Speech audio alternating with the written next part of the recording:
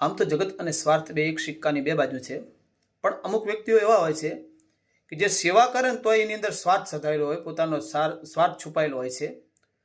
કવિ એમ કહે છે કે એવા વ્યક્તિઓથી દૂર રહો.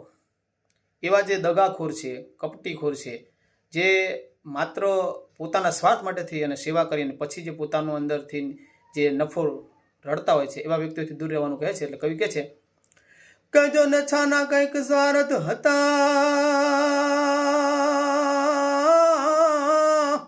હે જો નછાના કંઈક સ્વાર્થ હતા જી રે, જો નછાના કંઈક સ્વાર્થ હતા ને વળી ટાંક ટાંક કરતા જોને ટેલ એને કાગા કાગા કાઢી મેલ. અરે રે ઓ તો મનના